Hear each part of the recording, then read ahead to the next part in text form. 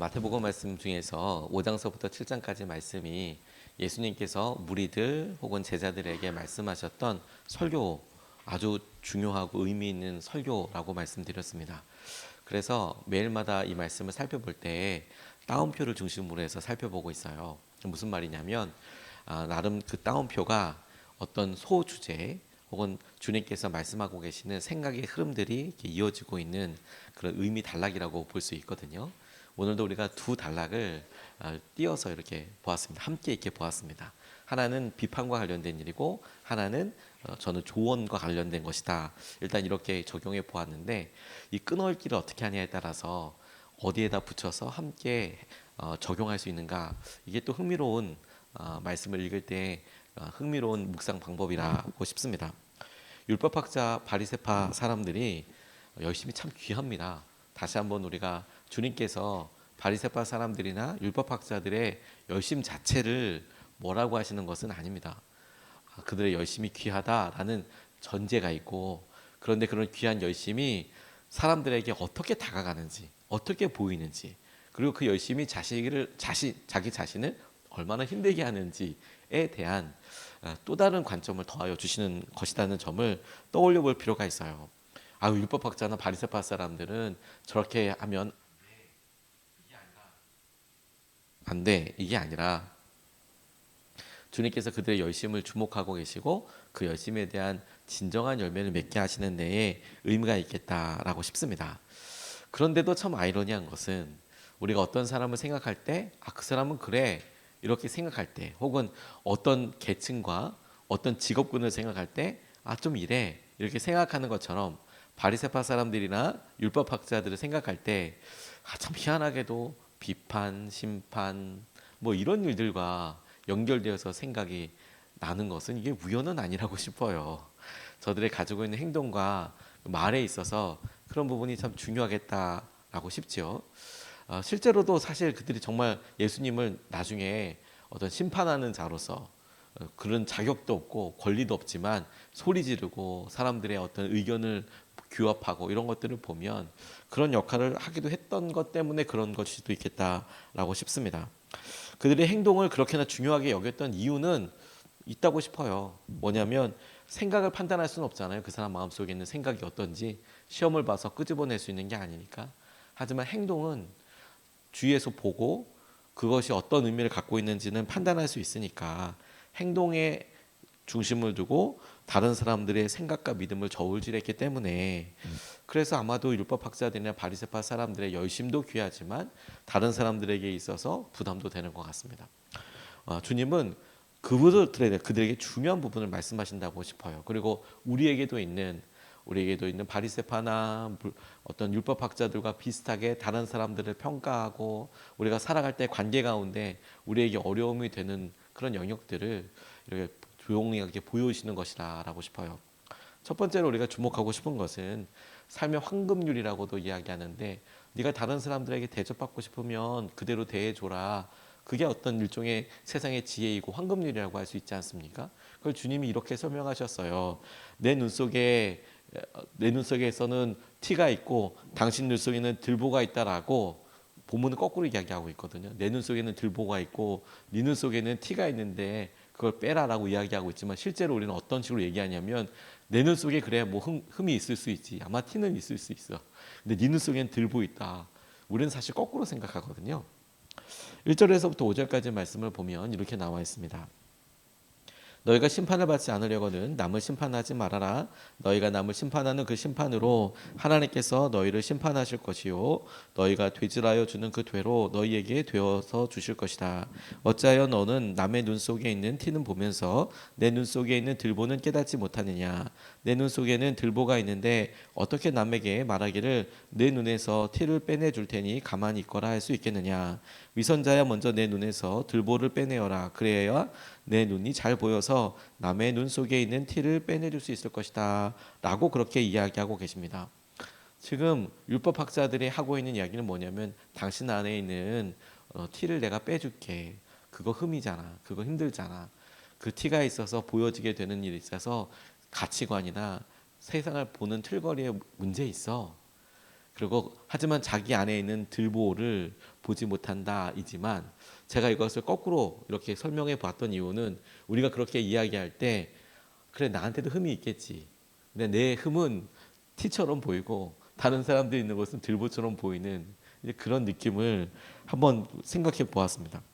다른 사람들에게 발견되는 잘못을 T라고 한다면 우리에게 보여줄 수 있는 잘못은 들보처럼 크다.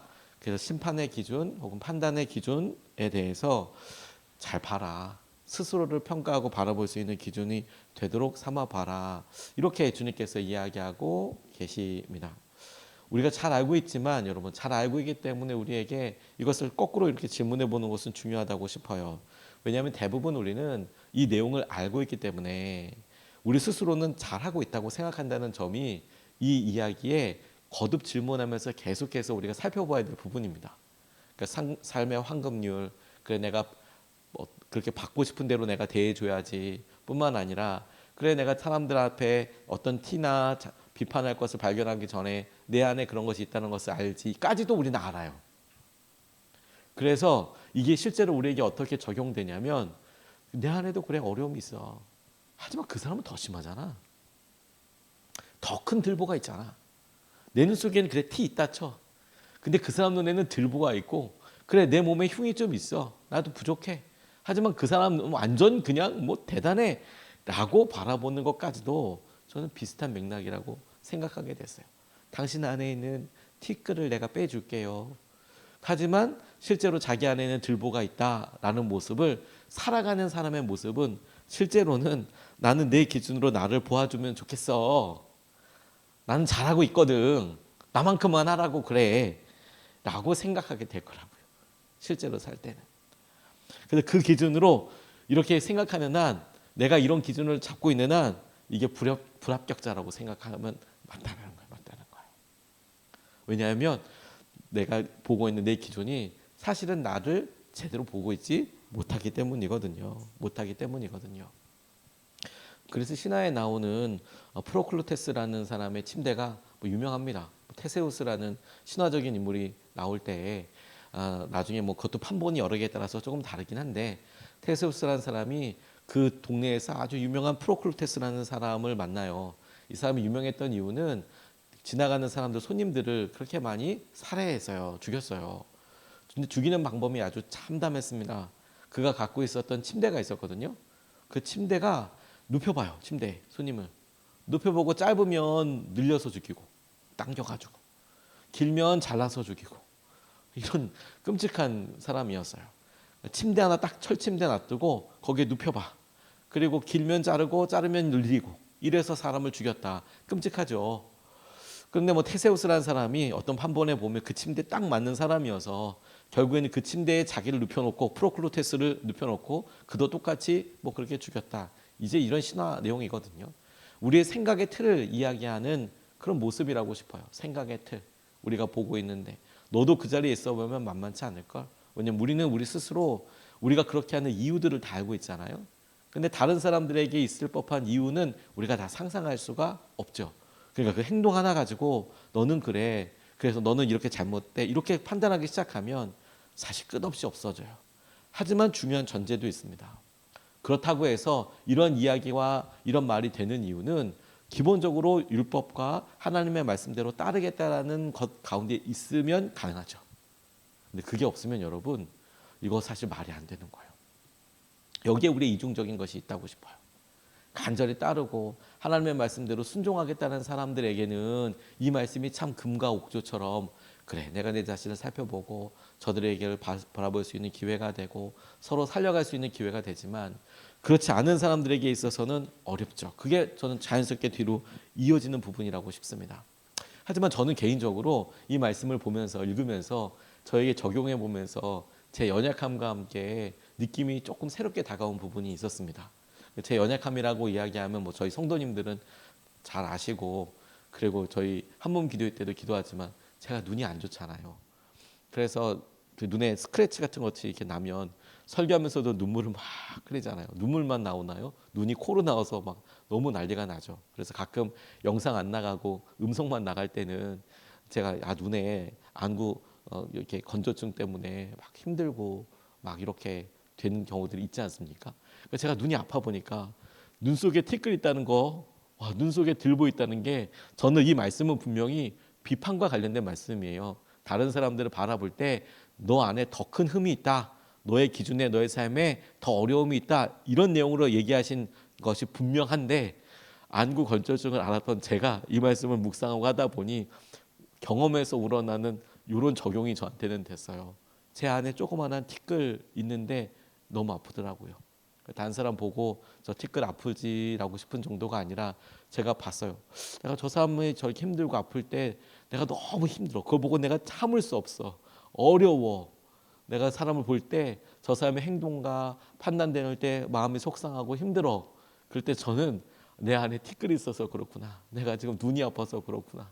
내가 이렇게 괴롭고 힘든 것은 실제로 저 사람의 행동과 삶이 아니라 내 영혼이, 내 눈이, 내 시선이, 내 가치관이 문제 있기 때문이구나. 저는 이렇게도 보여지더라고요. 다시 한번 이 말씀은 다른 사람들 비판하고 비판하지 말라는 것의 중심인 말씀이지만 실제로 우리 삶에 경험되어지고 느껴지는 것을 보니까 난 왜 저 사람이 저렇게 꼴보기가 싫지? 아, 내 눈에 티끌 들어서 그렇구나. 저 사람이 흐릿흐릿하게 보이고 저 사람이 눈물 나는 것처럼 보이는 것은 저 사람 때문이 아니라 아, 내 안에 들고 있어서 그렇구나. 그럼 내가 내 눈치로 해야 되는 거구나. 그래야 잘 보이기 시작하는 거구나. 그리고 여러분 자연스럽게 두 번째 질문으로 이어지겠다고 싶어요. 앞서 말씀드린 듯이 그렇게 살아가지 않는 사람들에게는 아무리 금과 옥저처럼 이야기를 해도 조언을 들어도 말짱 아무것도 아니거든요. 그렇지 않습니까? 저는 그래서 두 번째 주님께서 하신 말씀을 이어서 이것이 조언의 가치라고 그렇게 생각해 보게 됐습니다. 6절 말씀을 보면 이렇게 나와 있습니다. 거룩한 것을 개에게 주지 말고 너희의 진주를 돼지 앞에 던지지 말아라. 그들이 발로 그것을 짓밟고 되돌아서서 너희를 물어뜯을지도 모른다라고 그렇게 나와 있습니다. 따옴표라고 말씀드렸잖아요. 그래서 이 말씀은 앞과 연결해서 볼 수도 있고 이 말씀 자체를 띄어서도 볼 수 있습니다. 단독 소주제로도 이렇게 볼 수 있어요. 그래서 아, 이 거룩함의 가치를 모르는 사람, 그 사람을 표현할 때 개라고 표현하긴 한 것이 조금 그렇긴 하지만 거룩함의 가치, 이것이 얼마나 중요하고 얼마나 이것이 참 소중한 의미 있는 것인지를 모르는 사람에게 그걸 던져주지 마라. 거룩한지 어떤지 모른다. 왜냐하면 그 사람은 그걸 모르기 때문에 발로 밟을 수도 있고 그걸 되돌아서 너를 차라리 이렇게 물어뜯을지도 모른다라고 그렇게 이야기하고 있어요. 그러니까 다른 사람들 이야기할 때 그 가치를 모르는 사람에게 그렇게 이야기하면 너 오히려 그것 때문에 호되게 당한다. 그리고 더 속상할 수 있다. 왜냐하면 그것이 정말 거룩하고 중요한 것인데 모르는 사람에게 이렇게 줬다가는 그걸 보는 앞에서 허물고 어떻게 하고 하는 것이 속상할 일이 더 많다. 이렇게 해석이 되지 않겠습니까? 저는 그런데 그 앞에 부분과 이야기하면서 이게 이렇게 되어보더라고요. 거룩한 건 뭘까? 우리 삶에 보니까 다른 사람을 향하여서 내게 가치 있지만 소중한 것을 이렇게 주었는데 그게 그렇게 사람들에게 다가오지 않는 그런 것들은 뭘까? 사람들마다 각자 다 다를 수 있겠다고 싶어요. 하지만 저는 오늘 본문까지 생각하면서 율법학자들과 바리새파 사람들에게 거룩한 것은 무엇이었을까? 율법의 말씀과 적용 아니겠습니까? 그 말씀대로 살아야 되는 것 아니겠습니까? 근데 그렇게 주면 사람들이 잘 삽니까? 안 살죠. 그러면 어떻게 느껴집니까? 속상하죠. 그걸 어떻게 표현할 수 있겠습니까? 돼지한테 줬더니 아니 성경 표현에 의하면 개한테 줬더니 그런 뭐 조언과 그런 의미와 이런 것들이 땅에 밟혀지고 이런 것처럼 느껴지지 않을까 하는 생각으로 저는 보여졌어요. 적용해 보게 되었습니다. 다른 사람들에게 던지지 마라라고 이야기하는 것은 그들의 생각과 판단 자체가 틀리거나 가치 없다고 하시는 것이 아니고 어떤 그렇게 했을 때 그게 오히려 더 큰 마음의 상처와 의미가 될 수도 있더라라는 부분이 중요하겠다고 싶어요. 우리가 행동을 할 때. 그러니까 여러분 우리가 오늘 우리 삶을 한 주를 시작하면서 삶의 황금률이라고 이야기할 수 있는 다른 사람들에게 우리가 어떻게 대할지 어떻게 볼지에 대한 중요한 것을 할 때 비판하지 마. 그 비판으로 우리가 평가를 받게 될 거야 라는 것과 함께 그래 우리가 함부로 비판하거나 함부로 이야기하는 거 조언을 주는 것도 오히려 더 너 마음 상하게 될 거야. 그 의미와 가치를 모르는 사람들에게는. 그 말은 그럼 너만 잘 지켜 이런 의미에 있다기보다 열심으로 살고 그 열심으로 살고 주위에 있는 사람들에게도 그것을 살아내기 위해서 우리가 말로나 행동으로가 아니라 말로가 아니라 우리의 삶의 행동과 그리고 우리가 꾸준하게 반복하고 꾸준한 삶의 쭉 일관된 모습을 통해서 사실은 그들에게 중요한 의미와 상황들을 줄 수 있게 된다는 점을 붙잡고 싶어요. 미국 기독교 여론조사기관 라이프웨이 리서치에 의하면 미국의 20대 청년들이 교회의 기성세대에게 기대하는 것이 뭐냐 이렇게 설문을 했는데 진정성과 포용력이라고 이렇게 이야기했다고 해요. 진정성과 포용력. 진정성이라고 이야기한다면 말과 행동이 같은 거겠죠. 주장하는 것과 행동이 같도록. 포용력, 좀 이렇게 품어주고 받아줄 수 있도록. 그래서 하늘의 지혜를 받은 이들은 타인을 배척하거나 타인에게 무례하지 않는다. 뭐 이런 식으로 이렇게 쭉 풀어 나갑니다. 그래서 실제로 미국의 역사에 있어서도 큰 부흥이 있었을 때 보면 기존의 가치와 그런 것들이 중요하기도 했지만 교회에서 어떤 영역들에 있어 포용력을 보여줄 때가 참으로 큰 은혜가 있었던 때인 것 같아요. 예를 들어서 뭐 어느 히피들이 막 이렇게 모여서 이렇게 할 때 히피들의 복장이나 그들의 문화나 이런 것들을 사실 이해할 수는 없죠.